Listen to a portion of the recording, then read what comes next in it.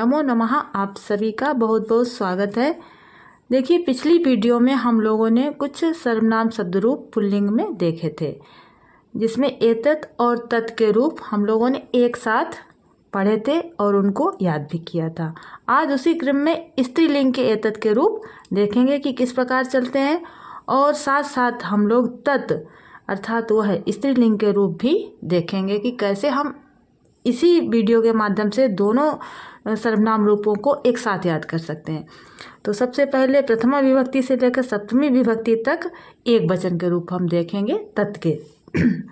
जैसे एषः प्रथमा विभक्ति एक वचन में, द्वितीय विभक्ति एक वचन में एताम, तृतीय विभक्ति एक वचन में एतया, एषा एताम एतया, चतुर्थी विभक्ति एक वचन में एतस्यै, पंचमी एक वचन में एतस्याः और षष्ठी एक वचन में एतस्याः, सप्तमी में एतस्याम।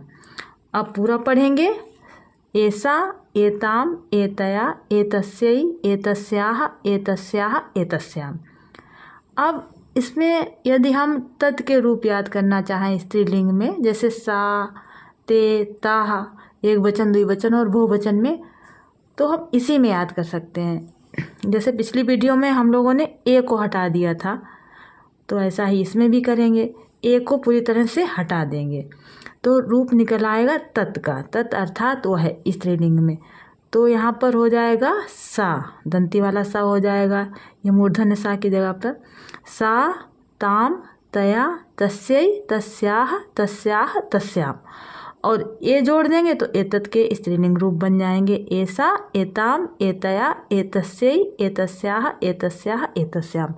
इस तरह से आप लोग इनको 2-4 बार पढ़िएगा तो आपको याद हो जाएगा। जैसे ए हटा देंगे तो अब यहाँ पर ये जो मूर्धन्य सा है इसकी जगह पर दंती सा बन जाएगा। सा वो है, ताम ये द्वितीय का, तया तृतीय का, तस्यै चतुर्थी का, तस्याः पंचमी का, तस्याः षष्ठी का, तो ये दोनों एक जैसे हो गए, तस्याः तस्या, और तस्याम ये सप्तमी का, और ये जोड़ देंगे तो एतत् के रूप बन जाएंगे। इसी प्रकार द्विवचन में देखिए, प्रथमा विभक्ति से लेकर सप्तमी विभक्ति तक आपको 3 शब्द याद करने हैं, एते, एताभ्याम और एतयोः। ठीक है, एते एते प्रथमा द्वितीय, फिर एताभ्याम एताभ्याम एताभ्याम तृतीय चतुर्थी पंचमी, और एतयोः एतयोः ये षष्ठी और सप्तमी में रूप बने।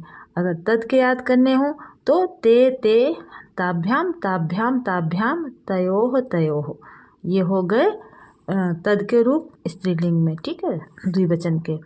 इसी प्रकार बहुवचन में देखते हैं, एताः एताः ये दोनों एक जैसे बन गए। ठीक है, फिर एताभि, एताः एताः एताभि, और ये दोनों एक जैसे, एताभ्या एताभ्या चतुर्थी पंचमी, फिर एतासाम एतासु, इनको ध्यान रखिएगा, एतासाम और एतासु, यहाँ पर दंती सा बना है। ठीक है, अब इसी में अगर तत् के रूप याद करने स्त्रीलिंग में तो ताः ताः, ये को पूरा हटा देंगे। ठीक है, ताः ताः ताभि ताभ्या ताभ्या तासाम तासु, और ये जोड़ते जाएंगे तो एतत् स्त्रीलिंग के रूप हमें याद हो जाएंगे। एताः एताः एताभि एताभ्या एताभ्या एतासाम एतासु। इस तरह से आप लोग इनको आसानी से याद कर सकते हैं। अगर वीडियो आपको पसंद आए तो लाइक कीजिएगा, शेयर कीजिएगा और हमारे चैनल को सब्सक्राइब भी कीजिएगा। अगर आप नपुंसक लिंग के रूप याद करना चाहते हैं सर्वनाम में एतत् के, तो देखिए प्रथमा और द्वितीय में जो रूप हैं वो सेम टू सेम चलेंगे। जैसे देखिए, विभक्ति प्रथमा और द्वितीय दी गई है केवल, और वचन तीनों, एक वचन द्विवचन और बहुवचन।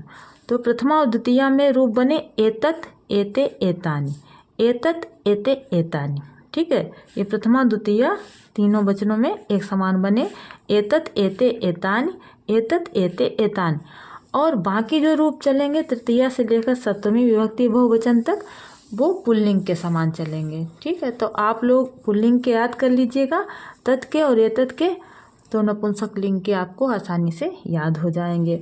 यदि तत् के याद करने हैं नपुंसक लिंग में तो तत् ते तानि तत् ते तानि, इस तरह से आप दोनों के यानी कि एतत् के और तत् के नपुंसकलिंग रूप आसानी से याद कर सकते हैं।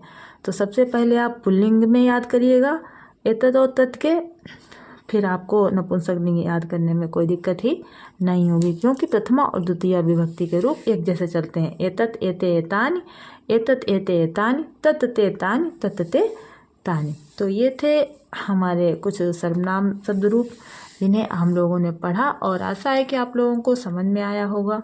यदि आपको कोई बात पूछनी हो तो कमेंट के माध्यम से पूछ सकते हैं।